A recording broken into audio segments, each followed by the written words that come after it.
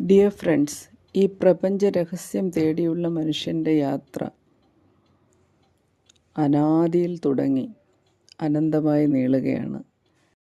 മറഞ്ഞിരിക്കുന്ന സത്യത്തെ നമ്മുടെ കൺമുൻപിൽ നിരത്തി വയ്ക്കാനാണ് ശാസ്ത്രം ശ്രമിച്ചിട്ടുള്ളത്.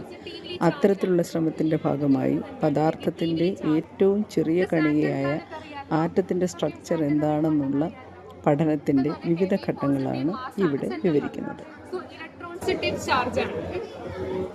ഇതിൽ ഈ ഹോൾസ് ആയിട്ട് ഇരിക്കുന്നത് ഇലക്ട്രോൺ ആണ്. ഇലക്ട്രോൺ ഉള്ള ചാർജ് എന്ന് പറയുന്നത് നെഗറ്റീവ് ആണ്. ഓക്കെ, സോ ഇത് പോസിറ്റീവ്ലി ചാർജ്ഡ് ആറ്റം. ഈ ആറ്റത്തിലുള്ളത് എന്താണ്? നെഗറ്റീവ്ലി ചാർജ്ഡ് ഇലക്ട്രോൺസ് ആണ് ഉള്ളത്.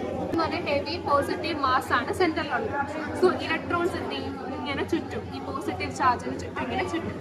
ഓക്കെ, എന്നാണ് നഗോബ്ര എന്ന് പറയുന്ന സയന്റിസ്റ്റ് പറഞ്ഞത്. പിന്നീടാണ് കുറെ കൂടി റിയലിസ്റ്റിക്കായ റുദർഫോർഡ് മോഡൽ വന്നത്.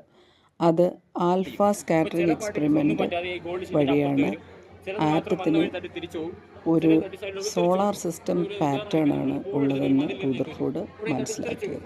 അതേപോലെ മാസുള്ള കട്ടിയുള്ള എന്തോ ഒരു സാധനം ഈ പാർട്ടിക്കിൾസ് ആ ന്യൂക്ലിയസ് തട്ടുമ്പോഴാണ് സൈഡിലൂടെ തിരിച്ചു പോകുമ്പോൾ അല്ലെങ്കിൽ തിരിച്ചു പോവുകയും ചെയ്യുന്നത്. അതാണ് ന്യൂക്ലിയസ് മനസ്സിലായാലും ഇയാൾക്ക് മനസ്സിലായി. ഇതിനാണ് ന്യൂക്ലിയസ്. അതായത് ഈ ആൽഫ പാർട്ടിക്കിൾസ് ആ ന്യൂക്ലിയസ് തട്ടുമ്പോഴാണ് സൈഡിലൂടെ തിരിച്ചു പറഞ്ഞു. ഒരു ന്യൂക്ലിയസ് ഉണ്ട്, അതേപോലെ തന്നെ ഇലക്ട്രോൺസ് എല്ലാം ഒരു ഫിക്സ്ഡ് ഓർബിറ്റലായിരിക്കും അതിന് ചുറ്റും കാണപ്പെടുന്നതാണ്. പിന്നീടാണ് നീൽസ് ബോറിൻ്റെ ബോർ മോഡൽ അല്ലെങ്കിൽ സ്റ്റേഷനറി സ്റ്റേറ്റ്സ് അല്ലെങ്കിൽ നിശ്ചിത പഥ മേഖലയിൽ സഞ്ചരിക്കുന്ന ഇലക്ട്രോൺ. അതിനെ നമുക്ക് ഒരു നിശ്ചിത സ്ഥലത്ത് ലൊക്കേറ്റ് ചെയ്യാൻ പറ്റില്ല. അത് ഒരു പ്രോബബിലിറ്റി മാത്രമാണ്, ഒരു സാധ്യതാ മേഖല മാത്രമാണ്.